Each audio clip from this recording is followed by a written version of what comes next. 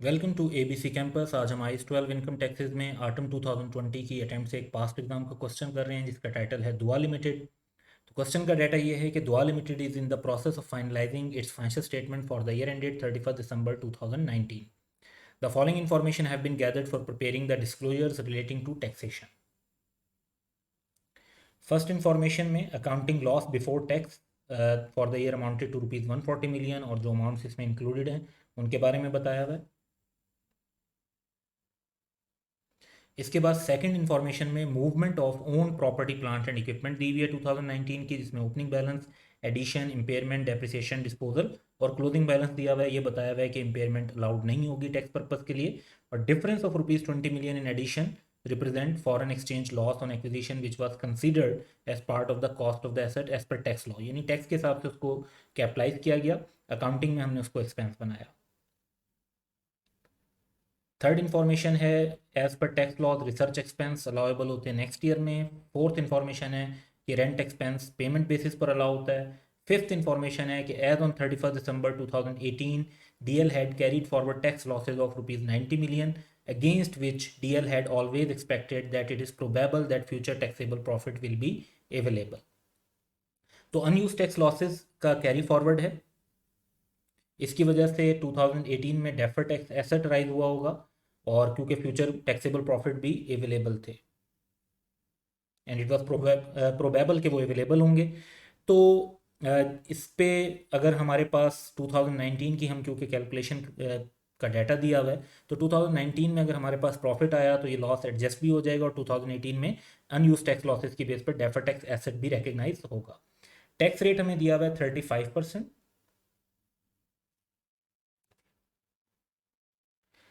So question में requirement ये है कि prepare a note on taxation for inclusion in DL financial statement for the year ended 31 December 2019 and a reconciliation to explain the relationship between tax expense and accounting profit. So note on taxation बनाना है with reconciliation. और part B है कि compute करें defer tax liability और asset in respect of each temporary difference as at 31 December 2019 and 18। So opening and closing defer tax liability और asset हमने दोनों कैलकुलेट करने हैं। ये दोनों पार्ट्स के मार्क्स बेशक सेपरेट हैं लेकिन इनकी कैलकुलेशन हमें साथ साथ करनी पड़ेगी क्योंकि डेफर टैक्स की कंपुटेशन हमारे पार्ट ए के अंदर जो नोट ऑन टैक्सेशन बनाना है उसके अंदर बहुत इंपॉर्टेंट है, उसके बगैर उसको भी कंप्लीट नहीं कर सकते। तो हम क्वेश्चन का फॉर्मेट बनाने की तरफ चलते हैं।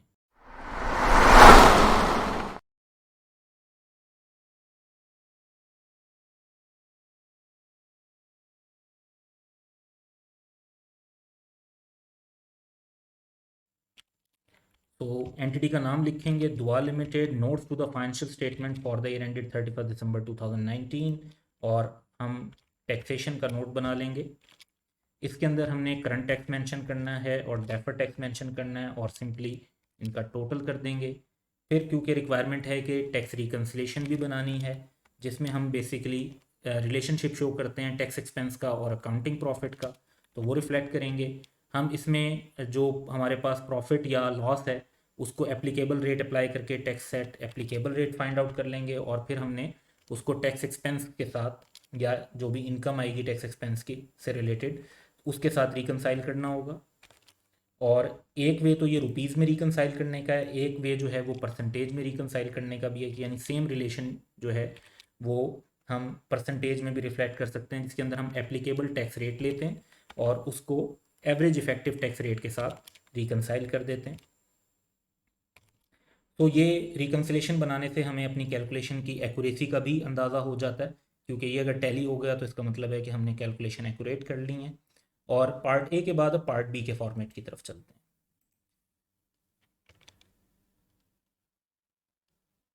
पार्ट बी में हम एंटिटी का नाम लिख लेंगे दुआ लिमिटेड और हम कंपुटेशन कर रहे हैं डेफर टैक्स लाइबिलिटी और एसेट की। इसमें हम 2019 का डाटा भी बनाएंगे और उसमें हम carrying amount, tax base, temporary difference और 35% जो टैक्स रेट बताया हुआ है उसके हिसाब से हम जो है डेफर टैक्स कैलकुलेट कर लेंगे। क्वेश्चन में रिक्वायरमेंट ये है कि हम सेम कैलकुलेशन जो हैं वो 2018 के लिए भी करें, तो सिमिलर डाटा 2018 के लिए भी हम मेंटेन करेंगे। इसके अलावा हमें करंट टैक्स कैलकुलेट करने के लिए एक वर्किंग बनानी पड़ेगी दैट वुड बी जिसमें हम सिंपली डिस्क्रिप्शंस में आगे क्वेश्चन का रेफरेंस दे देंगे, वर्किंग अगर कोई हुई, और एंड कॉलम में हम जो भी फिगर ऐड और लेस कर रहे होंगे टैक्सेबल प्रॉफिट फाइंड आउट करने के लिए उसको मेंशन करेंगे। सो अब क्वेश्चन की तरफ चलते हैं और हर पॉइंट को वन बाय वन देखते हैं कि उसका करंट टैक्स, डेफर्ड टैक्स या रिकंसिलिएशन पर क्या इफेक्ट होगा।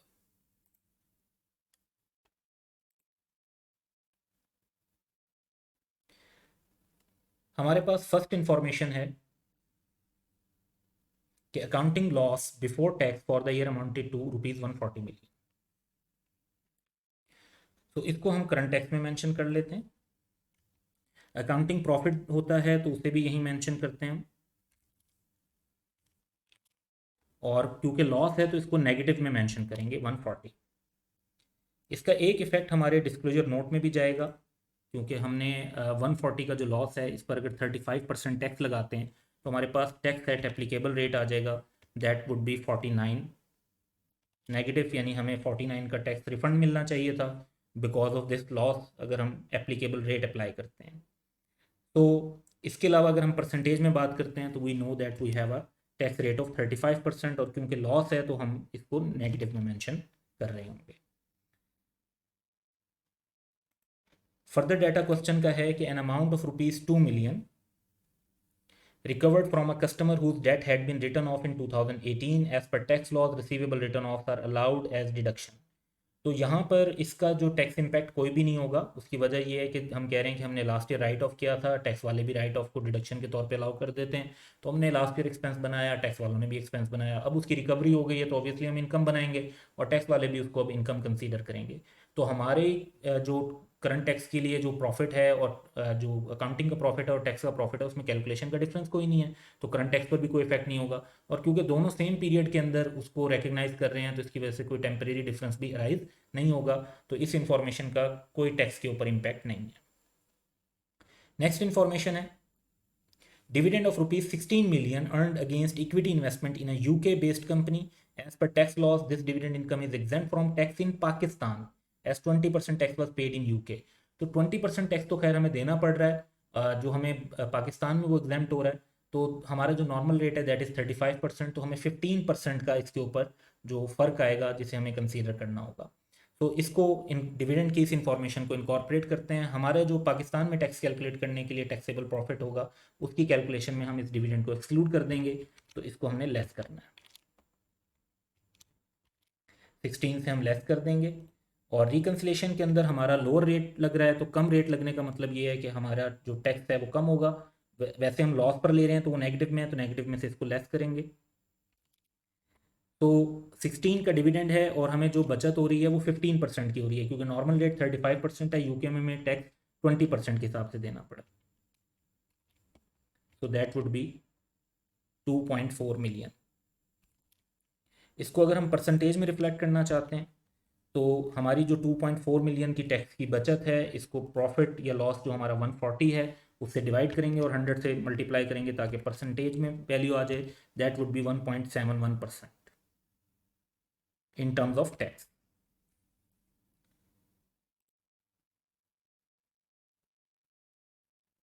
अब क्वेश्चन की सेकंड इंफॉर्मेशन की तरफ चलते हैं। कंप्लीट मूवमेंट हमें दी हुई है प्रॉपर्टी प्लांट एंड इक्विपमेंट की, और हम स्टेप वाइज हर आइटम को ले लेते हैं। सबसे पहले हम ओपनिंग बैलेंसेस को कंसीडर करें। तो ओपनिंग बैलेंस का मतलब ये है कि लास्ट ईयर का जो हमारा कैरिंग अमाउंट और टैक्स बेस हमारे पास है, और लास्ट ईयर की हम इस पे डेफर्ड टैक्स की कैलकुलेशन कर सकते हैं। Property plant and equipment information number 2, carrying amount 1700 million थी, tax base was 1116 million. Temporary difference rise हो जाता है हमारे पास टैक्सेबल 584 का, 35% रेट पर 204.4 मिलियन की डेफर्ड टैक्स लाइबिलिटी बन जाएगी। नेक्स्ट आइटम एडिशंस का है। इसमें 20 मिलियन का जो डिफरेंस है वो इस वजह से कि हमने एक एक्सपेंस चार्ज किया है जबकि टैक्स वाले उसको एक्सपेंस नहीं मानते, उन्होंने उसको एसेट में कैपिटलाइज किया है। क्योंकि वो उसको एक्सपेंस नहीं मानते तो इसको ऐड बैक करना पड़ेगा। तो करंट टैक्स के अंदर ये ऐड बैक कर देंगे हम 20। नेक्स्ट इम्पेयरमेंट है। इम्पेयरमेंट में ये बताया हुआ है कि वो टैक्स पर्पजेज़ के लिए अलाउड नहीं है, तो ये भी हमारी ऐड बैक हो जाएगी।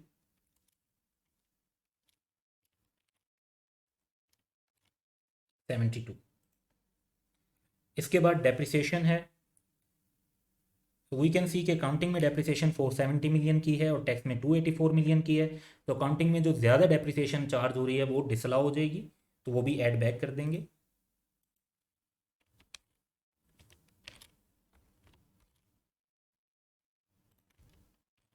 470 और 284 का डिफरेंस। नेक्स्ट डिस्पोजल की बात है। तो डिस्पोजल में जो अकाउंटिंग रिटर्न डाउन वैल्यू है डिस्पोज्ड एसेट की वो ज़्यादा है और टैक्स बेस कम है। इट मीन्स कि अगर हमने लेट्स से कि एसेट अगर 150 का सेल किया होगा, तो उस पर अकाउंटिंग के हिसाब से अगर प्रॉफिट 6 होगा, तो टैक्स बेस के हिसाब से उस पर प्रॉफिट 58 होगा। 150 minus 144 6 and 150 minus 92 would be 58। तो दोनों के गेन में 52 का फ़र्क होगा, जितना इनकी रिटर्न डाउन वैल्यू में फ़र्क है। तो इतने से एक्स्ट्रा गेन होगा हमारा टैक्स के हिसाब से। ये एक्स्ट्रा गेन टैक्सेबल होगा, तो ये टैक्स के हिसाब में ऐड हो जाएगा, क्योंकि वो इसको इनकम में इंक्लूड करेंगे।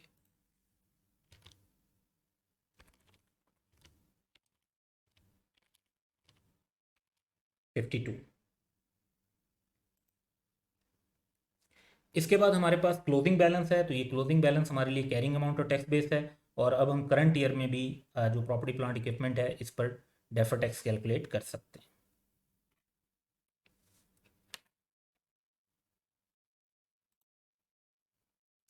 तो 2019 में property plant equipment carrying amount जो है क्लोजिंग बैलेंस हमें गिवन है 1474 million, tax base is 1220 million, temporary difference of 254 rise होगा, टैक्सेबल टेम्परेरी डिफरेंस, और इस पर 35% के हिसाब से हमारी डेफर टैक्स लाइबिलिटी बन जाएगी 88.9 मिलियन की।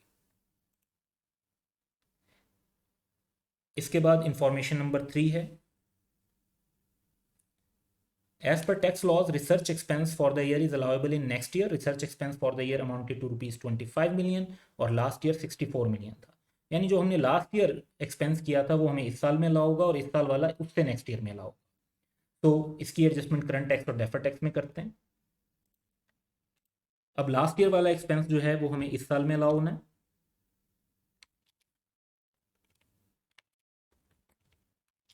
तो ये डिडक्शन मिल जाएगी, लेकिन जो इस साल का एक्सपेंस है वो एड बैक हो जाएगा, क्योंकि टैक्स वाले उसको अलाउ नहीं करेंगे। तो इसको ऐड बैक कर देंगे। अब इसका डेफर टैक्स में इम्पैक्ट जो है, तो लास्ट ईयर में जो हमने रिसर्च कॉस्ट लगाई उसकी हमने तो उन्हें एक्सपेंस बना दिया, तो हमारे लिए उसकी carrying amount basically as an asset कुछ भी नहीं है, ज़ीरो है। जबकि टैक्स वाले उसकी फ्यूचर में क्योंकि हमें डिडक्शन अलाउ करेंगे, तो that is 64 million. Temporary difference rise हो जाएगा जो कि डिडक्टेबल होगा, और इस पर डेफर टैक्स एसेट आ जाएगा 22.4 मिलियन का। करंट ईयर में भी सिमिलर पोजीशन है। अमाउंट जो है दैट इज़ 25। तो 25 के डिडक्टेबल टेम्परेरी डिफरेंस पर 8.75 का डेफर टैक्स एसेट आ जाएगा। Then we have rent expense. Rent expense is allowed for tax purposes on payment basis. Rent prepaid as at 31st December 2019 current year 6 million है, last year का 1 million है। तो इसमें भी टेम्परेरी डिफरेंस राइज होगा, तो इसके करंट टैक्स और डेफर टैक्स पर जो इम्पैक्ट्स हैं उनको इनकॉर्पोरेट करते हैं। तो सबसे पहली बात तो ये कि जो लास्ट ईयर की प्री पेमेंट है वो एड बैक होगी। क्यों ऐड बैक होगी? क्योंकि लास्ट ईयर जब हमने उसे पे कर दिया था तो उन्होंने हमें डिडक्शन अलाउ कर दी होगी टैक्स वालों ने, और क्योंकि वो लास्ट ईयर डिडक्शन अलाउ कर चुके हैं तो इस साल वो अलाउ नहीं करेंगे, इसको ऐड बैक कर देंगे। जबकि इस ईयर की जो हमारी प्रीपेमेंट है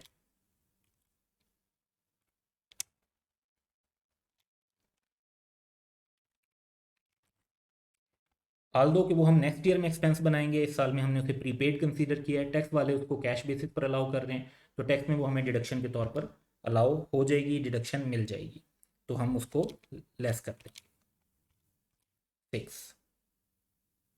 इसके डेफर टैक्स में इम्पैक्ट देखते हैं। तो प्रीपेड रेंट है, 1 का लास्ट ईयर, और ये क्योंकि पेमेंट बेसिस पर अलाउ होगा तो tax base would be 0, taxable temporary difference rise होगा। सिमिलरली करंट ईयर में जस्ट अमाउंट डिफरेंट है, बाकी सब ट्रीटमेंट सेम है। अमाउंट 6 मिलियन की है, 2.1 की defer tax liability current year में राइज। इसके बाद पॉइंट नंबर 5 है कि as on 31 December 2018 DL had carried forward tax losses of ₹90 million, और ये प्रोबेबल था कि फ्यूचर टैक्सेबल प्रॉफिट से अवेलेबल होंगे, तो इसे last year defer tax asset भी बनाया जाएगा, और करंट ईयर में अगर हमारे पास इनफ टैक्सेबल प्रॉफिट्स हुए तो उसके अगेंस्ट एडजस्ट भी करेंगे। तो इसको पहले लास्ट ईयर से काम शुरू करते हैं, तो लास्ट ईयर की डेफर टैक्स की कैलकुलेशन इनकॉर्पोरेट करते हैं।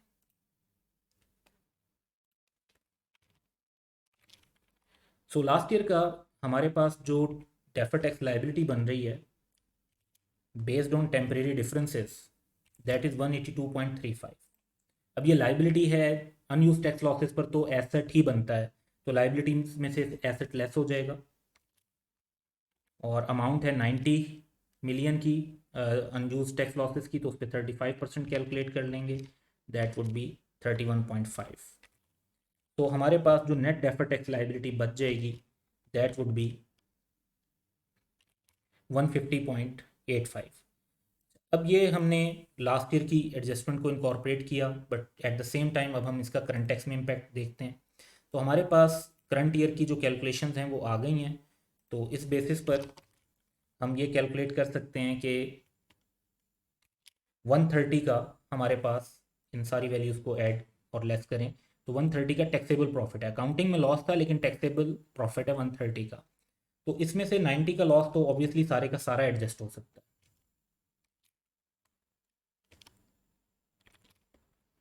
तो 90 का हम लॉस एडजस्ट कर देंगे and that would B net 130 minus 90 would be 40। ये हमारे पास टैक्सेबल प्रॉफिट है डिविडेंड के अलावा। डिविडेंड पे क्योंकि सेपरेट टैक्सेशन होनी है, उसका रेट डिफरेंट है, और फॉरेन कंट्री की टैक्सेशन है। तो अब हम करंट टैक्स एक्सपेंस कैलकुलेट कर सकते हैं,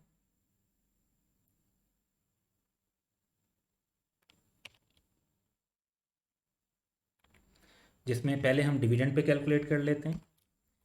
डिविडेंड की जो हमारी इनकम है दैट इज़ 16, और इस पे रेट क्वेश्चन में बताया हुआ है 20%, दैट वुड बी 3.2 मिलियन। और जो बाकी हमारी इनकम है जो हमारे पास लॉसेस को एडजस्ट करने के बाद बची है वो 40 मिलियन की है। इस पर हमारा नॉर्मल रेट अप्लाई होगा 35% का, दैट वुड बी 14, और टोटल हमारे पास करंट टैक्स आ जाएगा 17.2 मिलियन, जिसे हम अपने डिस्क्लोजर नोट के अंदर भी रिफ्लेक्ट करते हैं। तो करंट टैक्स के बाद अब डेफर टैक्स की तरफ चलते हैं। तो डेफर टैक्स की अगर हम कैलकुलेशन करते हैं तो हमारे पास जो करंट ईयर में डेफर टैक्स लाइबिलिटी आ रही है दैट इज़ 82.25। इसमें से लास्ट ईयर का हमारे पास लाइबिलिटी का बैलेंस जो है वो अवेलेबल है 150.85, ये लेस कर देंगे तो हमारे पास जो डेफर टैक्स एक्सपेंस या इनकम आएगी, अगर पॉजिटिव में आंसर आता है तो एक्सपेंस होगा और नेगेटिव में आता है तो इनकम होगी। क्योंकि ओपनिंग लाइबिलिटी ज़्यादा है और क्लोजिंग लाइबिलिटी कम है तो लाइबिलिटी का कम होना मतलब इनकम 68.6 मिलियन से। इसको भी हम अपने जो डिस्क्लोजर नोट है वहाँ पर रिफ्लेक्ट कर देंगे, और हमारे पास टोटल एक्सपेंस इस तरह से 51.4 का बन गया जो हम टैक्स एक्सपेंस के तौर पर रिकॉर्ड करेंगे। और क्या ये रिकनसाइल हो रहा है हमारा, तो अगर हम 51.4 को देखें तो ये 49 और 2.4 भी हमारे पास जो बन रहे हैं ये 51.4 ही बन रहे हैं, तो ये रिकनसाइल हो रही हैं वैल्यूज़। दूसरी तरफ परसेंटेज वाइज देखें तो ये टोटल हमारे पास बनता है 36.71, और अगर हम एवरेज इफेक्टिव टैक्स रेट का फार्मूला लगाएं that is tax expense divide by profit before tax, तो टैक्स एक्सपेंस है हमारे पास 51.4, उसको डिवाइड कर दें आप 140 से तो वो कैलकुलेशन भी 36.71% ही आती है। तो इस तरह से हमारा ये डिस्क्लोजर नोट भी डेवलप हो गया, और डेफर टैक्स की कैलकुलेशन 2019 की एंड 2018 की भी कंप्लीट हो जाती है। Welcome to ABC campus. आज हम आईस 12 इनकम टैक्सेस में एक पास्ट एग्जाम का क्वेश्चन कर रहे हैं आटम 2018 की अटेम्प्ट से, जिसका टाइटल है ऑरेंज लिमिटेड। तो क्वेश्चन का डाटा ये है कि orange limited is in the process of finalizing its financial statement for the year ended 30th June 2018। The following information has been gathered for preparing the disclosure related to taxation. तो ultimately requirement सीन्स के वो हमें disclosure note बनाना होगा tax का। First information में हमें profit before tax given है, उसके बाद अकाउंटिंग डेप्रिसिएशन, फिर मशीन की सेल। फोर्थ इन्फॉर्मेशन हमें ट्रेडमार्क से रिलेटेड नज़र आ रही है। फिफ्थ इन्फॉर्मेशन में OL sell goods at with a 1 year warranty, तो वारंटी से रिलेटेड इन्फॉर्मेशन है। एंड सिमिलरली कुछ इन्फॉर्मेशन हैं और उसके बाद डिफरेंट आइटम्स की। फॉर एग्जांपल इन्फॉर्मेशन नंबर 6 को अगर आप देखें तो एक्सपेंस ऑफ पेमेंट से रिलेटेड है, which is related to restructuring. 7 में भी एक्सपेंसेस हैं, 8 में अदर इनकम है और 9 में OL रिसीव्ड एडवांस रेंट। तो काफ़ी सारी एडजस्टमेंट हैं इसमें से जो अब हम रीड कर रहे हैं for the time being, that is adjustment 10। Net deferred tax liability as on 1 July 2017 arose on account of. तो जो नेट डेफर्ड टैक्स लाइबिलिटी है वो 25.2 मिलियन की है, जिसमें प्रॉपर्टी प्लांट इक्विपमेंट की वजह से 34.5 मिलियन, ट्रेडमार्क की वजह से 5.4 मिलियन और प्रोविजन फॉर वारंटी पे क्योंकि डिडक्टेबल टेम्परेरी डिफरेंस होगा तो उस पर एसेट है 14.7 का और ये नेट करके 25.2 आ रहा है। फिर ये बताया हुआ है कि applicable tax rate is 30% except stated otherwise, यानी किसी एक आध पॉइंट में, एक से दो पॉइंट्स में हो सकता है डिफरेंट रेट गिवन हो तो फिर हम उसको यूज़ करेंगे और अदर देन दैट हम 30% रेट को यूज़ कर रहे होंगे। क्वेश्चन की जो रिक्वायरमेंट है वो ये है कि prepare a note on taxation for inclusion in Orange Limited financial statement for the year ended 30th June 2018 including a reconciliation to explain the relationship between tax expense and accounting profit. और फिर है कि compute the defer tax liability और asset in respect of each temporary difference. तो हर temporary difference पे जो है हमने डेफर टैक्स लाइबिलिटी और एसेट जो है वो कैलकुलेट करके भी बताना है। तो यहाँ पर कंपैरेटिव फिगर्स जो हैं वो रिक्वायर्ड नहीं है और जो बी पार्ट की रिक्वायरमेंट है वो तो ए पार्ट को बनाने के लिए भी इम्पॉर्टेंट है, क्योंकि जब तक हम डेफर टैक्स लाइबिलिटी एसेट की वैल्यू फाइंड आउट नहीं करेंगे तो हमें डेफर टैक्स एक्सपेंस या इनकम का पता नहीं चलेगा और हमारा जो फर्स्ट पार्ट का नोट है वो कंप्लीट नहीं होगा। तो इस क्वेश्चन को सॉल्व करने की हमारी टेक्निक ये होगी कि हम पार्ट ए और बी को एक साथ लेकर चलेंगे, लेकिन हम जो सीक्वेंस फॉलो करेंगे वो क्वेश्चन की इन्फॉर्मेशन का करेंगे और क्वेश्चन की फर्स्ट इन्फॉर्मेशन से लेकर एंड तक सीक्वेंस में जाएंगे। हाँ, जहाँ पर हमें ओपनिंग बैलेंसेज या रेट की ज़रूरत होगी तो वो इन्फॉर्मेशन नंबर 10 और 11 से हम इनकॉर्पोरेट कर रहे होंगे।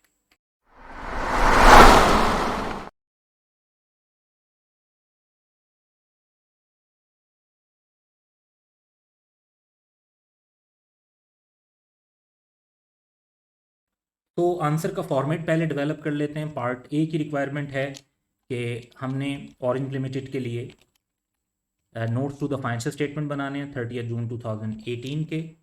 तो इसमें हम टैक्सेशन का एक सिंपली नोट डेवलप कर लेंगे और टैक्सेशन के नोट में हमने जो एक्सपेंस में मेंशन करना है तो करंट टैक्स और डेफर टैक्स को मेंशन करना है और फिर हम सिंपली इनका टोटल कर लेंगे। फिर फर्दर क्योंकि क्वेश्चन में स्पेसिफिकली कहा हुआ है कि आपने टैक्स की रिकन्सिलेशन बनानी है, ये दो तरीके से बन सकती है और इस सोल्यूशन में हम ये दोनों मेथड्स फॉलो कर रहे होंगे।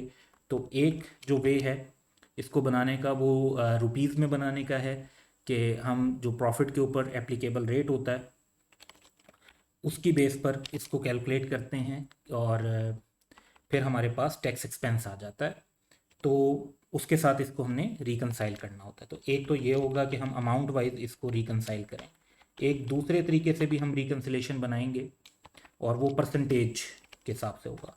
तो स्टैंडर्ड में ये लिखा हुआ है कि आप किसी एक तरीके से बना लें या दोनों से भी प्रेजेंट करना चाहें तो कर सकते हैं, डिस्क्लोजर देना चाहें तो दे सकते हैं। तो सेकंड जो परसेंटेज होती है उसमें एप्लीकेबल टैक्स रेट को हमने रिकनसाइल करना होता है with average effective tax rate. So ये हमारी रिकन्सिलेशंस भी बन जाएंगी और जो जो डाटा हमारे पास आता जाएगा उसको हम इसके अंदर इनकॉर्पोरेट करते जाएंगे। तो ये पार्ट ए की रिक्वायरमेंट है। पार्ट बी की रिक्वायरमेंट ये है कि हमने डेफर टैक्स लाइबिलिटी और एसेट कैलकुलेट करना है और हर आइटम के बारे में बताना है। तो इंडिविजुअल कैलकुलेशंस भी हम इसमें रिफ्लेक्ट कर सकते हैं और जो है टोटल की बेस पर भी कर सकते हैं।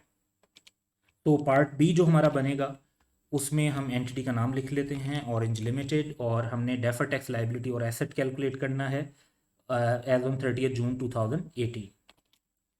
तो यहाँ पर जो हमारी वर्किंग बनेगी दैट वुड बी कि हम डिस्क्रिप्शन लिखेंगे, रेफरेंस क्वेश्चन का दे देंगे, कैरिंग अमाउंट, टैक्स बेस और temporary difference, and once we identify the temporary difference तो हम उस पर डेफर्ड टैक्स भी कैलकुलेट कर लेंगे। सो पहला हमारा जो स्टेप होगा वो बेसिकली टेम्परेरी डिफरेंसेस को आइडेंटिफाई करना होगा। जब ये आइडेंटिफाई हो जाएंगे तो फिर हम इस पर सिंपली डेफर्ड टैक्स कैलकुलेट कर सकते हैं। इसके बाद जो है जहाँ जहाँ हमें वर्किंग की ज़रूरत होगी तो हम वो भी बनाते जाएंगे। एक वर्किंग ऑब्वियसली हमारी करंट टैक्स की बनेगी और उसका भी हम फॉर्मेट इस्टेब्लिश कर लेते हैं। तो इसमें हम स्टार्ट करेंगे अकाउंटिंग प्रॉफिट से और उसके बाद उससे आगे चलेंगे। तो फॉर्मेट बनाने के बाद अब हम क्वेश्चन की रिक्वायरमेंट्स की तरफ चलते हैं, और वन बाय वन हमारी जो अप्रोच है वो ये होगी कि हम one by one her item को इंडिविजुअली देखते जाएंगे और उसके जो इम्पैक्ट्स करंट टैक्स पे, डेफर टैक्स पे और हमारी रिकन्सिलेशन पर होंगे उनको इनकॉर्पोरेट करेंगे। सो इन्फॉर्मेशन वन ये है कि हमारा प्रॉफिट बिफोर टैक्स जो है दैट इज़ 508 मिलियन। तो इसको हम करंट टैक्स में रिकॉर्ड कर लेते हैं।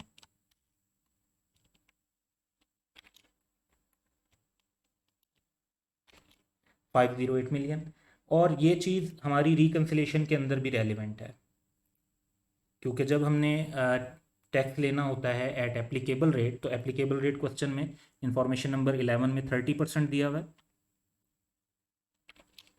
तो हमारे पास ये फिगर 152.4 आ जाती है। तो जो हमारा टैक्स एक्सपेंस होगा उसके साथ हमने इसको रिकनसाइल करना होगा, तो ये एक फिगर आ जाएगी। दूसरी चीज़ जो रेलिवेंट है कि हमारा एप्लीकेबल टैक्स रेट क्वेश्चन में हमें बताया हुआ है कि दैट इज़ 30%, और ये एवरेज इफेक्टिव रेट जब हम कैलकुलेट करेंगे तो उसके साथ रिकनसाइल हो जाएगा। सो टू मच एक्सटेंट हमारा जो फॉर्मेट है वो इनिशियली डेवलप हुआ है और हमने फर्स्ट इन्फॉर्मेशन को इनकॉर्पोरेट कर लिया है। अब नेक्स्ट चलते हैं। अब इंफॉर्मेशन नंबर 2 में हम देखते हैं कि accounting depreciation for the year exceeds tax depreciation by ₹45 million. अब ये नहीं बताया हुआ कि अकाउंटिंग डेप्रिसिएशन कितनी है और टैक्स डेप्रिसिएशन कितनी है, लेकिन हमें ये बताया हुआ है कि अकाउंटिंग डेप्रिसिएशन ज़्यादा है। तो एडजस्टमेंट जो होगी वो सिंपली जितने से ज़्यादा है उतने से अगर हम ऐड बैक कर दें तो हमारा जो अकाउंटिंग प्रॉफिट है वो टैक्सेबल प्रॉफिट की तरफ एडजस्ट हो जाएगा। अब इंफॉर्मेशन नंबर 3 का ताल्लुक भी क्योंकि प्रॉपर्टी प्लांट इक्विपमेंट से है तो उसको भी इसके साथ ही देख लेते हैं। During the year OL sold a machine whose accounting written down value exceeded tax written down value by ₹15 million. तो जो रिटर्न डाउन वैल्यू थी उस एसेट की जिसको डिस्पोज ऑफ किया गया है वो अकाउंटिंग के हिसाब से ज़्यादा थी और टैक्स के हिसाब से कम थी। इसका मतलब है कि अकाउंटिंग के हिसाब से जब वैल्यू ज़्यादा होगी तो टैक्स में जो गेन होगा वो ज़्यादा होगा अगर गेन ऑन डिस्पोजल है, और अकाउंटिंग में जो गेन ऑन डिस्पोजल है वो कम होगा क्योंकि रिटर्न डाउन सेल प्रोसीड तो दोनों की सेम है। अगर 100 का सेल किया है और एसेट जो है वो एक में 10 का है और एक में 20 का है, तो जहाँ 10 का है वहाँ पे गेन ज़्यादा होगा और जहाँ 20 का है वहाँ पे गेन कम होगा। या इसी तरीके से आप कहते हैं कि जी जो हमें नहीं पता कि रिटर्न डाउन वैल्यू कितनी है, लेकिन लेट्स से कि रिटर्न डाउन वैल्यू 150 थी और दूसरे एसेट की जो है वो 15 कम कर दें 135 थी, तो 100 की सेल प्रोसीड का मतलब होगा कि 135 पर आपका जो लॉस है वो 35 का है, और 150 पे रिटर्न डाउन वैल्यू थी ज़्यादा थी जैसे अकाउंटिंग में, तो 50 का लॉस है। तो इसकी सबसे पहले हम करंट टैक्स में एडजस्टमेंट करते हैं।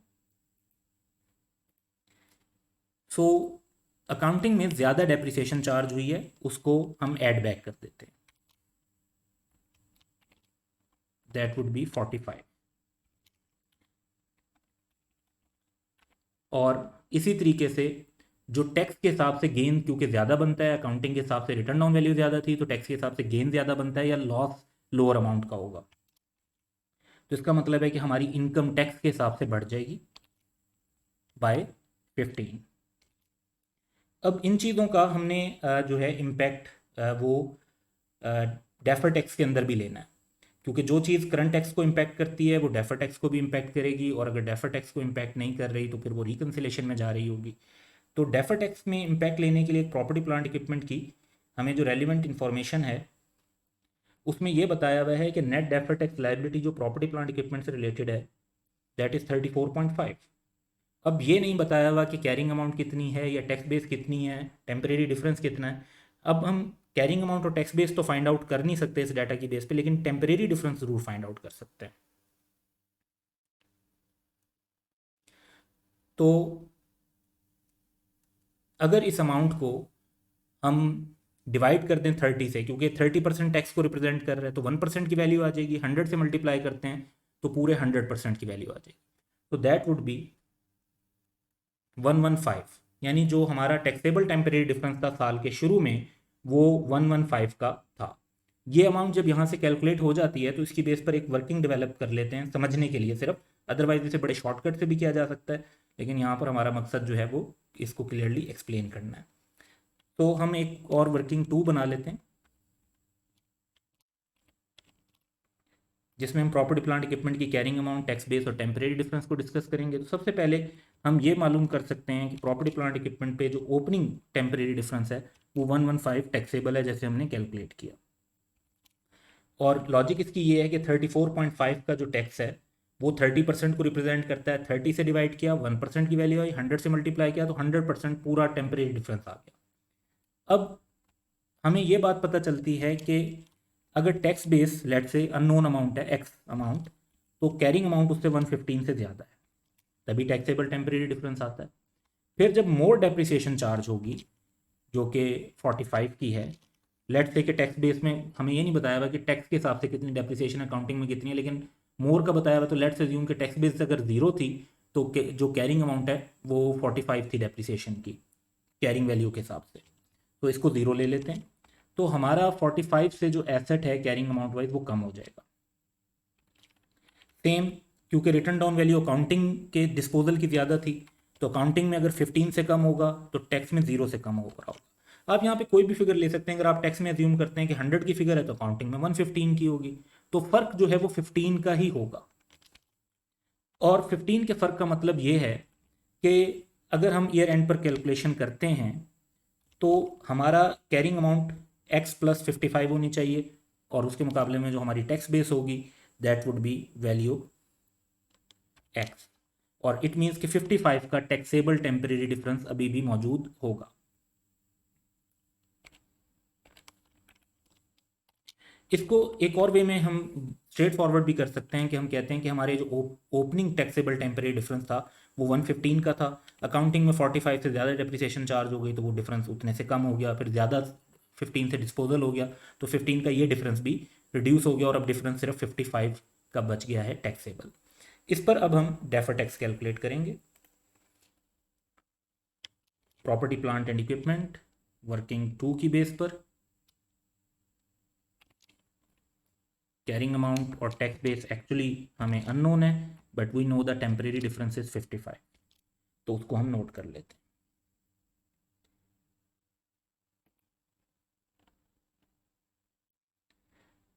अब क्वेश्चन की फोर्थ इंफॉर्मेशन की तरफ चलते हैं। OL carries trademark of rupees 90 million having indefinite useful life which was acquired on 1 जुलाई 2015, यानी इस साल से 2 साल पहले, और इस ईयर एंड पर देखें तो 3 साल हो चुके हैं। Tax authorities allow its amortization over 10 years on straight line basis. अब indefinite useful life, indefinite useful life का मतलब है कि अंडर IAS 38 तो हम इसकी अमोर्टाइजेशन चार्ज नहीं करेंगे, ये 90 का एसेट है, ये 90 पर ही शो होता रहेगा, जबकि टैक्स वाले इसकी अमोर्टाइजेशन अलाउ कर रहे हैं। तो पहला इफेक्ट डेफर टैक्स में लेते हैं, करंट टैक्स में। तो करंट टैक्स में अमोर्टाइजेशन ऑफ ट्रेडमार्क को अगर हम रिकॉर्ड करेंगे तो 90 over 10 years straight line basis है, दैट वुड बी 9, तो ये ट्रेडमार्क का इफेक्ट आ जाएगा। अब इसको डेफर टैक्स के अंदर भी हम इसकी एडजस्टमेंट को कंसीडर कर लेते हैं। ट्रेडमार्क का एसेट है, इंफॉर्मेशन नंबर 4 है, कैरिंग अमाउंट हमारे हिसाब से जो है वो 90 होगी, क्योंकि इंडेफिनेट यूजफुल लाइफ का मतलब है कि हम कोई अमोर्टाइजेशन चार्ज नहीं कर रहे होंगे, जबकि टैक्स में 10% जो है ओवर 10 ईयर्स वो कर रहे हैं। 3 साल हो चुके हैं, 2015 टू 16 टू 17 एंड 17 टू 18, जो अब थर्ड ईयर है। तो अगर इसकी बेस पर हम 3 ईयर्स की 90 में से जो है अमोर्टाइजेशन लेस कर दें तो टैक्स बेस हमारे पास बनती है 63, विच मीन्स कि 27 का टैक्सेबल टेम्परेरी डिफरेंस आ जाएगा। information number 5. OL sells goods with a 1-year warranty and it is estimated that warranty expenses are 2% of annual sales.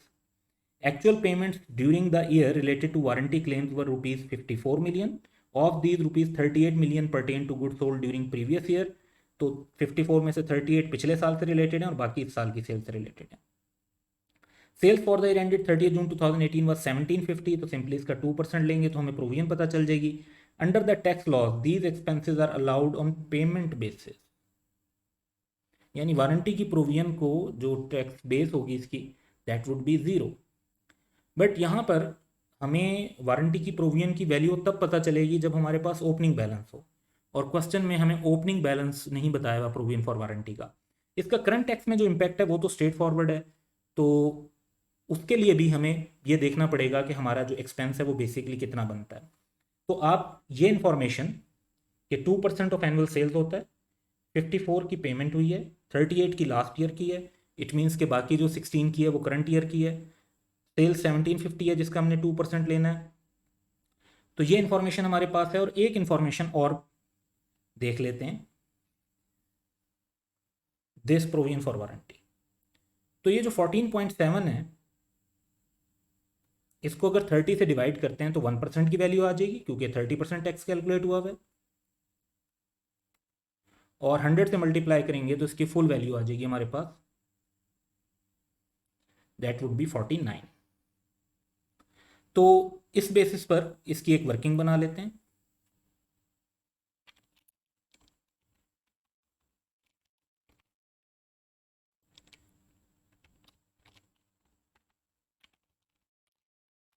तो सबसे पहले जब हम ओपनिंग बैलेंस इस प्रोविजन फॉर वारंटी का जैसे हमने कैलकुलेट किया उसको इनकॉर्पोरेट करते हैं, तो टैक्स से हमने उसका ओपनिंग बैलेंस निकाल लिया, दैट वुड बी 49. रीज़न ये है कि जो टेम्परेरी डिफरेंस होगा उतनी ही कैरिंग अमाउंट होगी क्योंकि टैक्स बेस 0 है, क्योंकि टैक्स अथॉरिटीज़ तो पेमेंट पे मानती हैं, तो कैरिंग अमाउंट इज इक्वल और फ्यूचर डिडक्टेबल अमाउंट इक्वल है. Carrying amount minus future deductible amount would be 0. अब इसमें जो हमें इंफॉर्मेशन दी हुई है, सबसे पहला पॉइंट तो ये है कि इस साल का हमारा एक्सपेंस कितना बनता है. तो इस साल का जो हमारा एक्सपेंस बनता है वो सेल है 1750 की, उसका 2% बनता है, दैट वुड बी 35 मिलियन. अब हमने जो पेमेंट्स की हैं वो क्या हैं. पिछले साल से रिलेटेड जो पेमेंट है वो क्वेश्चन में बताई हुई है कि 38 की है, तो 38 की पेमेंट हो गई. और इस साल से रिलेटेड जो पेमेंट है वो बताई हुई है कि टोटल 54 है, तो 38 उसमें से निकाल देते हैं तो वो 16 है. तो लास्ट ईयर से रिलेटेड जो हमारी ऑब्लिगेशन थी वो 49 पे रिकॉर्ड हुई हुई थी, 38 की पेमेंट हो गई, और एक साल जब गुजर चुका है तो बाकी जो अमाउंट है वो रिवर्सल हो जाएगा प्रोविजन का. तो 49 में से 38 निकाल दें तो 11 का हमें रिवर्सल करना पड़ेगा प्रोविजन का. और इस तरह से ये जो 38 और 11 से ये 49 से रिलेटेड जो ट्रांजेक्शन है वो कंप्लीट हो गई. अब इस साल से रिलेटेड हमारी प्रोविजन 35 की बनती है जिसमें से 16 की पेमेंट हो चुकी है. तो बाकी हमारा जो कैरी डाउन बैलेंस क्या होगा, 35 में से 16 निकाल दें तो दैट वुड बी 19. और यहाँ पर अगर आप टोटल्स भी कर लेते हैं तो दोनों साइड्स हमारी मैच भी करेंगी. अब यहाँ से हमें जो बात पता चलती है कि प्रॉफिट और लॉस में हमने 35 का एक्सपेंस बनाया लेकिन 11 से एक्सपेंस कम भी किया, तो ये अमाउंट हमें करंट टैक्स के अंदर रिवर्स करनी होगी. और जो पेमेंट्स की हमने 38 और 16 की वो हमें अलाउ हो जाएंगी.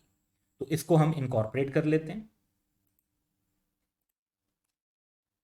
तो हम ऐड करेंगे वारंटी एक्सपेंस जो हमने अकाउंटिंग में रिकॉर्ड किया है, और जो वारंटी पेमेंट्स हैं वो टैक्स अथॉरिटीज़ हमें अलाउ कर देंगी.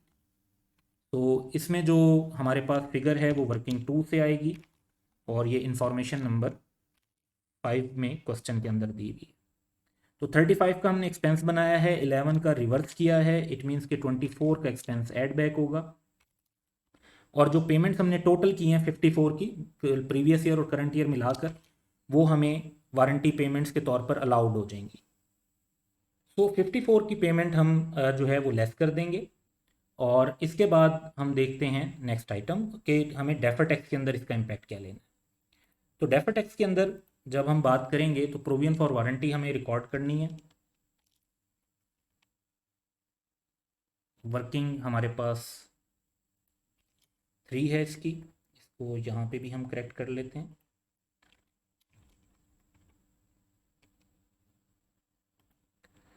और कैरिंग अमाउंट जो हमने कैलकुलेट की है दैट इज 19 जो क्लोजिंग बैलेंस है, और टैक्स बेस इसकी 0 होगी, विच मीन्स के लाइबिलिटी है तो डिडक्टेबल टेम्परेरी डिफरेंस राइज हो जाएगा, वो हम नोट कर लें।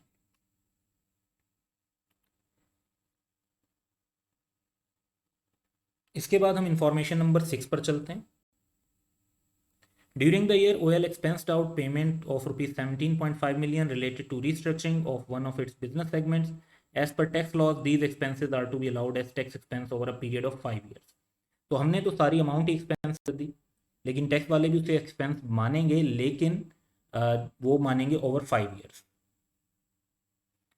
सो रीस्ट्रक्चरिंग की जो कॉस्ट हैं उनको इनकॉर्पोरेट करते हैं, एक इफेक्ट इनका करंट टैक्स में ले लेंगे, तो जो एक्सपेंस हमने चार्ज किया वो डिसअलाउ हो जाएगा, ऐड बैक कर देंगे, और जो अमोर्टाइजेशन टैक्स अथॉरिटीज अलाउ करेंगी वो लेस हो जाएंगी।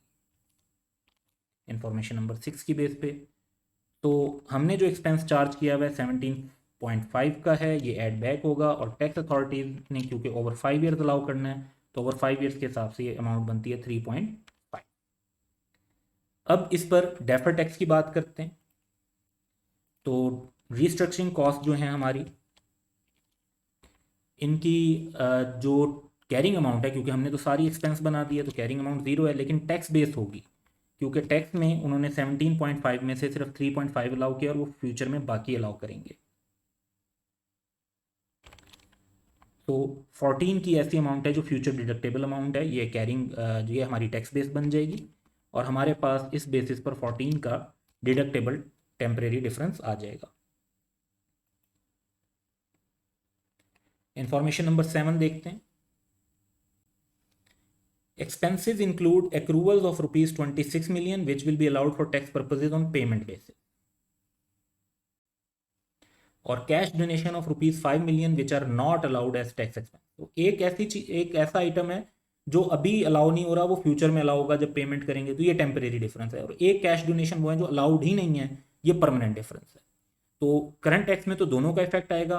अब देखते हैं कि जो टेम्परेरी डिफरेंस होगा उसका इफेक्ट डेफर्ड टैक्स में होगा, जो परमानेंट डिफरेंस होगा उसका इफेक्ट रिकंसिलेशन में होगा। तो करंट टैक्स में एक्रूड एक्सपेंसेस जो कैश बेसिस पर होने, और कैश डोनेशन जो इनएडमिसिबल है। 26 एंड 5 ये दोनों ऐड बैक हम कर रहे हैं, और ऐड बैक करने की रीज़न ये है कि ये टैक्स वाले इस ईयर में अलाउ नहीं कर रहे, कैश डोनेशन को तो वैसे ही नहीं अलाउ कर रहे, और एक्रूड एक्सपेंस को इस ईयर में अलाउ नहीं कर रहे। अब जो एक्रूड एक्सपेंसेस हैं, क्योंकि फ्यूचर में तो जाके अलाउ हो जाने, इन पे टेम्परेरी डिफरेंस है, इसका इम्पैक्ट हम डेफर टैक्स के अंदर लेंगे। 26 की कैरिंग अमाउंट है, और एक्रूड एक्सपेंस लाइबिलिटी है, तो carrying amount minus future deductible amount, future में 26 की डिडक्शन मिलनी है, तो 26 माइनस 26 हमारे पास टैक्स बेस आ जाएगी 0, एंड विच मीन्स 26 का डिडक्टेबल टेम्परेरी डिफरेंस होगा। अब हम चलते हैं डिसअलाउड कैश डोनेशन की तरफ, तो वो हमें रिकंसिलेशन के अंदर कवर करनी है। इसकी वजह से हमारा टैक्स बढ़ जाएगा, 5 की अमाउंट है और 30% टैक्स रेट है, तो दैट वुड बी 1.5। और परसेंटेज में अगर हम बात करें तो 5 डिवाइड बाय 508 का जो प्रॉफिट है into 30, that would B 0.3%।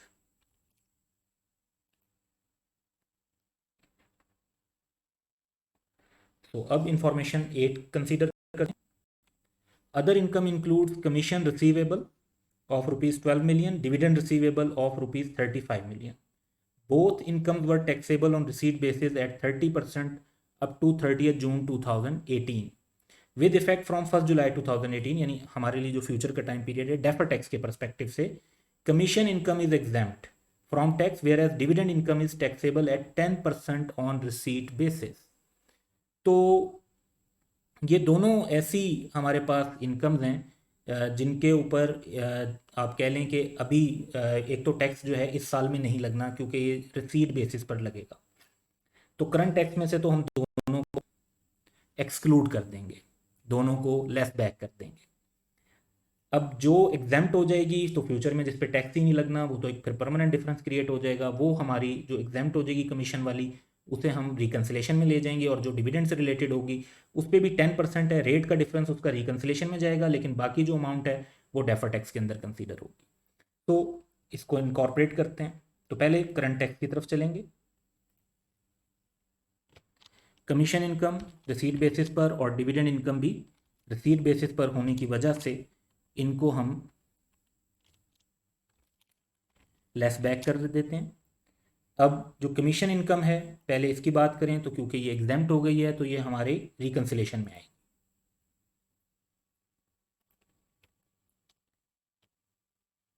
Exempt commission income 12 की, और एग्जाम्प्ट इनकम होने से हमारा टैक्स कम हो जाएगा इसलिए लेस कर रहे हैं 3.6। और परसेंटेज में अगर इसको कैलकुलेट करते हैं तो 12 divide by 508 into 30 that would B 0.71%। Dividend की बात करें तो dividend pay deductible temporary difference ले लेंगे और फिर इसकी टैक्सेशन को कंसीडर करेंगे। तो डिविडेंड रिसीवेबल डेफर्ड टैक्स के अंदर 35 की अमाउंट है, और क्योंकि ये कैश बेसिस पर इसकी टैक्सेशन होनी है रिसीट बेसिस पर, तो जो टैक्स बेस है इसकी वो 0 है, और that would make taxable temporary difference of 35। अब इस पर 10% टैक्स हम लेंगे यहाँ पे, यानी पूरा 30% नहीं लेंगे, सिर्फ 10% टैक्स लेंगे डेफर्ड टैक्स में, और बाकी जो 20% है वो हमारा रिकन्सिलेशन में जाएगा। तो लोअर टैक्स लगने की वजह से हमारा टैक्स कम हो जाएगा। तो यहाँ पे आप नोटिस करें कि हम 30% से नहीं जस्ट 20% से मल्टीप्लाई कर रहे हैं, एंड दैट मीन्स कि हमारा जो टैक्स एक्सपेंस है वो रिकनसाइल होकर 143.3 आना चाहिए, जो कि करंट और डेफर्ड टैक्स के इक्वल होगा। ये इम्पैक्ट अगर हम परसेंटेज वाइज लेते हैं तो 35 डिवाइड बाई 508 जो कि हमारा अकाउंटिंग प्रॉफिट है इंटू 20, क्योंकि 20% है तो परसेंटेज में ये बनेगा 1.38%, और हमारी जो परसेंटेज इफेक्टिव रेट की बेस पर आएगी वो होनी चाहिए 28.21%। तो हमारा वैसे रेट 30% है, लेकिन जो हमारी इफेक्टिव टैक्स रेट हमें लग रहा है वो 28.21% लग रहा है। तो ये भी जब हम अपना टैक्स फाइनल कर लेंगे तो वहाँ से मैच करके इसको भी चेक कर सकते हैं। अब हम पॉइंट नंबर 9 की तरफ आएंगे। ऑन 30th June 2018 जो ईयर एंड है, OL received advance rent of ₹16 million, rent income is taxable on receipt basis. तो अनअर्न्ड रेंट में जो इम्पैक्ट है कि ये आपको रिसीट बेसिस पे टैक्स लगना है इसका, तो आपको एडवांस रेंट मिल गया, आपने इस पे जो है टैक्स के अंदर इंक्लूड होना है। अब आपने इसको इंक्लूड ऑब्वियसली नहीं किया होगा, क्यों? क्योंकि अकाउंटिंग के अंदर हम अनअर्न्ड इनकम को इनकम नहीं बनाते, तो टैक्स के हिसाब से ये हमारी इनकम है और रिसीट बेसिस पर इस इनकम को रिकॉर्ड होना चाहिए, तो हम करंट टैक्स में की कैलकुलेशन के अंदर इसको ऐड कर देंगे।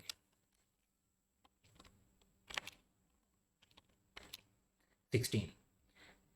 दूसरी तरफ हमें इस पे डेफर्ड टैक्स को कंसीडर करना है, तो डेफर्ड टैक्स को जब हम कंसीडर करेंगे अनअर्न्ड रेंट 16 का, इसकी टैक्स बेस क्या बनेगी?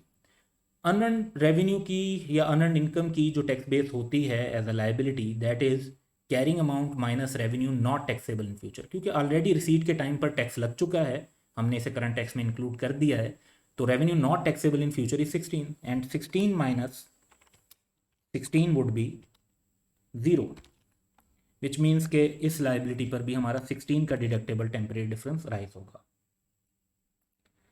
अब क्वेश्चन की हम तकरीबन सारी इंफॉर्मेशन इनकॉर्पोरेट कर चुके हैं, तो अब हम चीज़ों को कंक्लूड करते हैं और पहले करंट टैक्स की तरफ चलते हैं।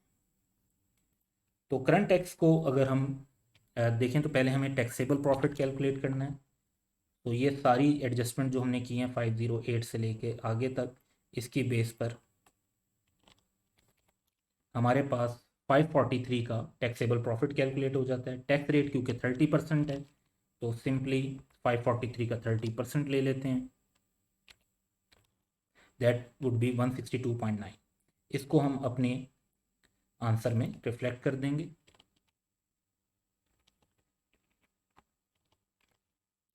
वर्किंग वन की बेस पे। अब डेफर टैक्स की बात करते हैं तो हमारे पास ये हर आइटम को आप 30% से मल्टीप्लाई करें, सिर्फ डिविडेंड को 10% से करें, क्योंकि डिविडेंड पे 10% का रेट है, बाकी सब पे 30% है, तो आपके पास हर आइटम का अलग से डेफर टैक्स लायबिलिटी और एसेट कैलकुलेट हो सकता है, जो कि क्वेश्चन की रिक्वायरमेंट भी है। तो बट इसमें टाइम सेविंग के लिए हम एक डेफर टैक्स की सिंपल वर्किंग बना लेते हैं जिस तरीके से कैलकुलेशन की जाती हैं। तो पहले इस डिविडेंड रिसीवेबल, क्योंकि रेट डिफरेंट है, तो पहले इसको इनकॉर्पोरेट कर लेते हैं। डिविडेंड के ऊपर हमारी जो 35 के टैक्सेबल टेम्परेरी डिफरेंस है और 10% का रेट अप्लाई होना है, that would B 3.5 million defer tax liability. उसके बाद जो बाकी टैक्सेबल आइटम्स हैं 55, 27 एंड 35, तो ऑलरेडी हो चुका है, तो सिर्फ दो बाकी टैक्सेबल आइटम हैं, इनको भी ले लेते हैं। इन पे 30% टैक्स रेट लगेगा, that would B 24.6 defer tax liability. Deductible item देखें तो 4 हैं, 19, 14, 26 एंड 16। इन चारों आइटम पे 30% टैक्स रेट लगाएंगे, तो 22.5 का डेफर टैक्स एसेट बन जाएगा। एंड दैट मीन्स कि हमारा जो closing balance of defer tax liability है, net value, that would be 5.6। यहाँ पर हमें अब ओपनिंग बैलेंस की फिगर चाहिए। क्वेश्चन में ओपनिंग जो नेट डेफर है ये गिवन है,